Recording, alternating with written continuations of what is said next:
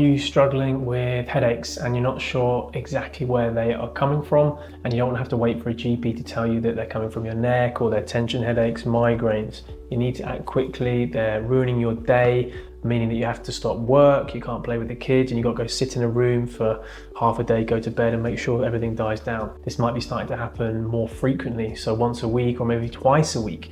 It used to happen sort of once a year. Something is going on with your body and it's trying to tell you something. I'm Dr. Jeremy Andrews, I'm a doctor of chiropractic, and I'm here to tell you what is a cervicogenic headache and what are the differences between a cervicogenic headache, a tension headache, migraines, cluster headaches, and we'll go through all that today as well, and also how you can start to help yourself with these long term. So a cervicogenic headache cervicogenic means arising from the neck. So that's a headache that comes from the neck here.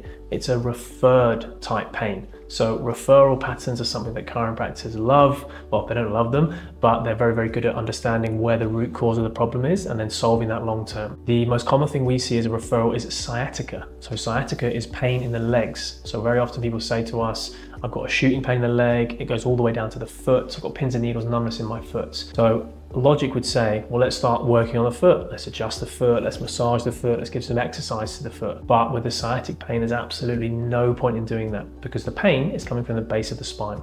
Why that's happening, it could be from a disc prolapse, bone out of place, muscle spasm, putting pressure on that nerve. But if we start working on the root of the nerve, we're going to get much better impact than working on the end of the nerve. There's no point working all the way down there when it's being trapped further up the spine. Same thing with the cervicogenic headache. So the headache arises from the neck. It can be caused by a number of things. So the first one is a disc prolapse in the neck. So if the disc is popping out or it's inflamed, it puts pressure on the nerve that runs all the way around the head, cause problems there. Second thing is any arthritic change in the neck. The neck is one of the most susceptible parts in our body to arthritis, purely because phone's too long, hunch forward like this with desk workers. You've only got to go to West Byfleet station at 8 o'clock in the morning, maybe a bit earlier, 7 o'clock in the morning, look down the platform, 90% of people are on their phones, head roll forwards, causing that posture, forward head carriage. So we need to make sure we're trying to correct that, because any arthritic change can put pressure on the nerves going around the head as well. Third thing is tension in the muscles. So the muscles through here, we have these lovely muscles on the back of our head called suboccipital muscles. We have ones going down the neck here, all the way through here. These are the scalenes, and then you have the upper trap muscles. Who's had a long week at work and you feel very tense around your shoulders? Those are usually the upper trap muscles. And you also have something called the sternocleidomastoid that comes out right from the base of the ear. So they can refer pattern all the way around the head. Typical referral pattern of these is around the back of the head, all the way around to the back of the eye. People often describe it as someone stabbing a knife in behind their eye, and they get a very fuzzy eye. Usually one side. Very, very rare to get both sides at the same time. It's usually one referral pattern around one side. And the fourth one, why this happens, is posture. So I already alluded to it earlier, but the forward head carriage. So if you look from the side here, if I'm on my desk, head carriage like this is going to put a lot of pressure on the muscles, the nerves, and they refer pain around the head as well. That can cause a cervicogenic headache. So how do you know if you've got a cervicogenic headache? So what are the symptoms of a cervicogenic headache? Well, usually they arise from the neck, as I said. So if you've got pain in the neck with a headache, it's usually likely that they're coming from the neck. So again, massaging the head, it might feel nice, but it's not going to cause a long-term fix. So we need to get in there, identify what is causing the neck problem, fix it to take away the pressure from the head. The pattern of referral. So the pattern of referral, as I mentioned, it's usually around the back of the head, goes all the way around here to the back of the eyes. That's very typical of a cervicogenic headache. Migraine headaches, they typically tend to be all over the head or just one side of the head. They usually get things called aura. So aura is like a black spot in the eye. They can be little kaleidoscopes. If you looked at a kid's kaleidoscope and you turn it around, there's little like diamond and hexagons. They can go through the eye as well. It's very, very difficult to focus on things, sensitivity to sound, sensitivity to light. So that tends to be more of a migraine headache, and it lasts for a long period. It's very slow, consistent nagging, sometimes followed with vomiting or nausea. Whereas a cluster headache, they're very intense, very pinpoint in certain areas of the head. They can be in just one place, but usually they travel around. They are sort of back to back, kind of like machine gun. So 1 minute, flashes of pain, relax for 5, then another minute, and again, you have to lie down. So there's no let up with those. They can be very relentless, on and off, on and off, on and off over a short space of time. And then obviously you've got your cervicogenic headaches and then more of your tension headaches. So they can kind of cross over with a cervicogenic headache because they're kind of one and the same in that it's tension around the body. If it's arising from the neck, we call it cervicogenic. Tension in the head, it's more of a band around here, like a sweatband, John McEnroe, you wear that tennis sweatband. That's very typical of the pain you get with those as well. But they tend to be resolved relatively straightforward as well, unless they're going going to develop into more of those more sinister headaches, the migraine or the cluster headaches. Sneezing and coughing. So if you're sneezing and coughing that's making it worse, generally that's more of a cervicogenic headache as well. The pressure from the neck can build up into the head.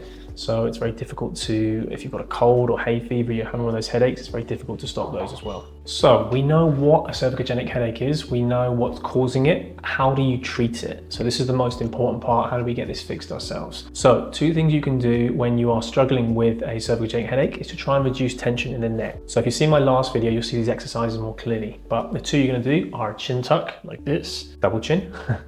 Doesn't stay like that, I promise. And then very relaxed. So don't jut the chin forward like this. I'll show you from the side, it's a little bit easier. So don't do this. It's purely to here, hold for 2 seconds and relax. Hold for 2 seconds and relax. Hold for 2 seconds and relax. Try and do that 10 to 15 times, repeat 3 times through. Second exercise, head tilt. So popping the head back like this and hold and then relax. Hold and then relax. If you've got a headache at the time, it may exacerbate the symptoms. So play around with this one, just be careful with it. Third exercise, just relaxing the head to the side, very gently pull like this, rotate the head through, rotate the head back like this, nice and gentle, side to side. It's going to help all those neck muscles, taking pressure off those areas. So really important we try those as well. This one, traction wedge, okay? Really nice piece of kit, you can see it here. You're going to lie on this, put it on a hard surface at home. It's going to stretch the head back in the best position, take all the pressure off the neck. It wants to go just below the shoulders, so I'm a little bit too high up there. So I'm going to just come up a little bit here, let that head drop all the way back. Now don't do this when you've got a neck pain or any sort of headache. It's going to exacerbate it, so only do it when you're just relaxed, there's no problems. Let the head come up slowly, bring it up like this, very gently come up. You've got a back pain, you want to roll onto the side like this, legs come off, push, push, push, push, push like this. Hold the tummy tight, squeeze the glute muscles, really important to do that. And then one of the most important things you can do is see a chiropractor. Of course I say that, I'm a blimmin' chiropractor. But it is really, really effective at helping with headaches. So the reason is we take pressure off the joints around the neck, which takes pressure off the nerves, which allow the nerves to start breathing, more flexibility, taking pressure off those headaches. So we do get some amazing results with headaches. We need to understand what's causing them first, identify how to fix that, and then we can start resolving the symptoms. So talk to us, send me a WhatsApp in the link below, and I can talk to you about how we help people with headaches. And the other thing is your desk setup. So if you are desk space, you need to make sure that your chin is tucked in like this, your shoulder blades are rolled back, your core is nice and strong like this, so you're really taking pressure off. Let me move away a little bit here, so that you're upright like this. We also need to make sure knees below the hips. No good having them up like this, it's going to put a lot of pressure on your back. Make sure that bum is all the way back, shoulders glued back. Pull the keyboard nice and close. Make sure the screen is at eye level, top of the screen at eye level. Bring it in like this. It's going to be very uncomfortable, very unnatural to start with. If you're struggling with that, send me a photo of your positioning at home and I can show you exactly what you need to do and where you need to be. I can draw some lines on it and I can give you some advice of what you need to do to change that as well. So those are the things that I would suggest to start treating those cervicogenic headaches at home.